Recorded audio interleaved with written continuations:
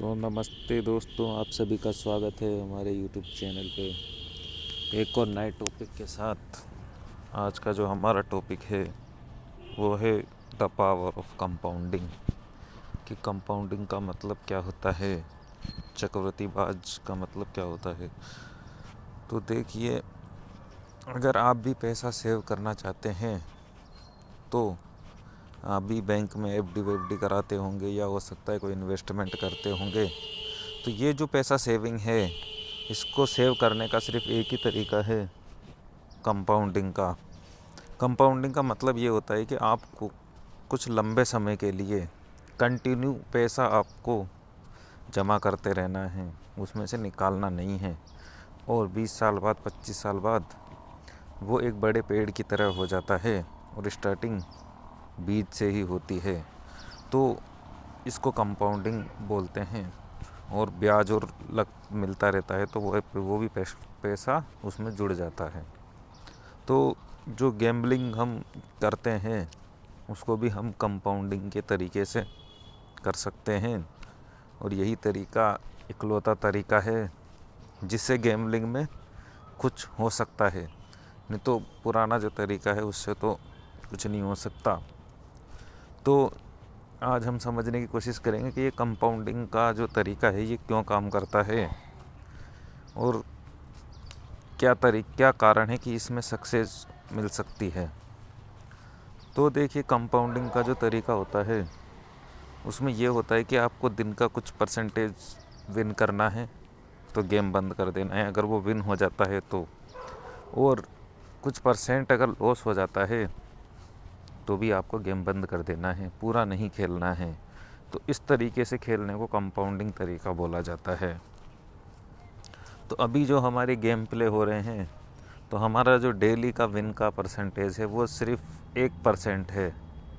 मतलब कि हमें सिर्फ 1% अगर हम विन हो जाएंगे तो गेम बंद कर देंगे। और जो स्टॉप लॉस है हमारा वो है 5%।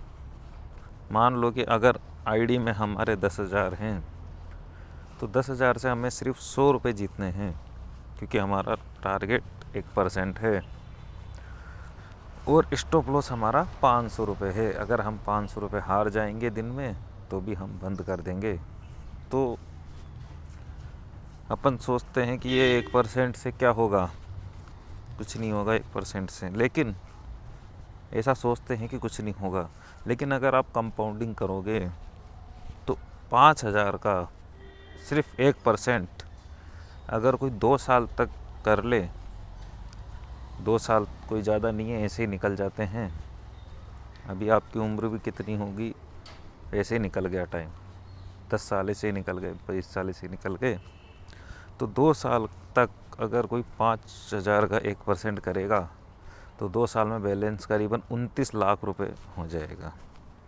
ठीक है, और 1% तो बहुत कम है। और जो 1% नहीं कर पाए तो फिर तो क्या मतलब है, फिर तो बड़ा टारगेट रखने का कोई सेंस ही नहीं है। तो इसलिए 1% रखा है टारगेट।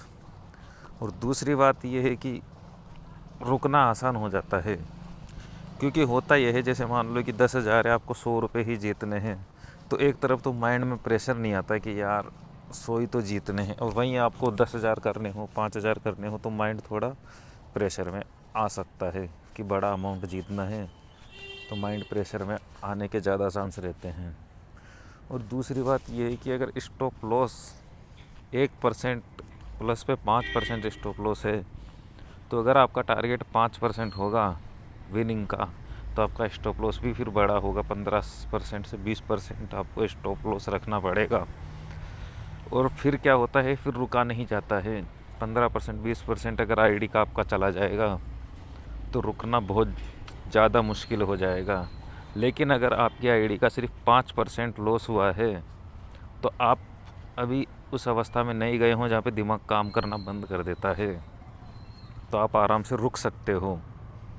5% अगर आईडी का चला जाए, जैसे 100 रुपये हैं, 100 रुपये में से 5 रुपये हार गए तो क्या हारे, कोई दिक्कत नहीं, रुक सकता है आदमी, अगले दिन कर लेगा।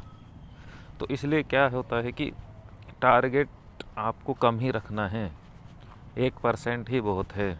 अब जब आप मान लो कि खेल ही नहीं रहे हो सकता है किसी ने गेम बंद ही कर दिया हो 2 साल से, तो तभी तो 2 साल निकल गए, तभी तो उसने कुछ नहीं किया।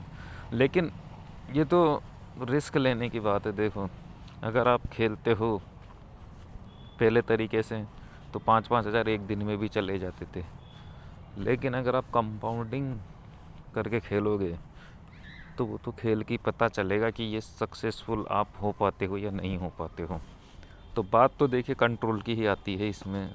अगर आप कंट्रोल कर लोगे तो आज नहीं कल कुछ ना कुछ प्लस होगा ही होगा। दूसरी बात है कि कंट्रोल करने से अपन सीखेंगे ही, कुछ जाएगा नहीं हमारा हमारा खुद पे कंट्रोल और बढ़ेगा। जो हमारी विल पावर है, डिसीजन लेने की जो पावर है, वो ऑटोमेटिक ही बढ़ेगी।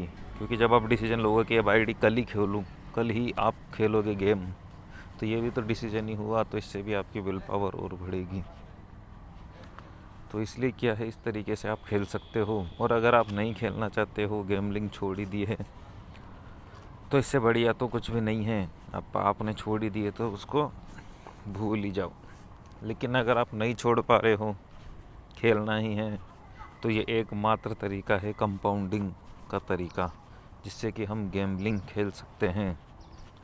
और दूसरी इसमें प्रॉफिट की बात यह आती है कि अब जब 1% ही करना है तो आप 1 या 2 बज्जी लगा के कर सकते हो। ज़्यादा गेम आपको खेलने की ज़रूरत नहीं है। और ज़्यादा गेम खेलोगे तो आदत लगने के बहुत ज़्यादा चांस है इसके अंदर, और आदत इसकी जल्दी से छूटती नहीं है। तो इसीलिए हमें ज़्यादा गेम नहीं खेलने हैं। हमें हमारा टारगेट 2 या 3 बज्जी में ही पूरा कर देना है। या तो स्टॉप लॉस हो जाएगा या फिर हमारा प्रॉफिट हो जाएगा 1% का। तो इसलिए टारगेट बड़ा नहीं रखना है। आप भी स्टार्ट करना चाहो तो आप 1% से कर सकते हो।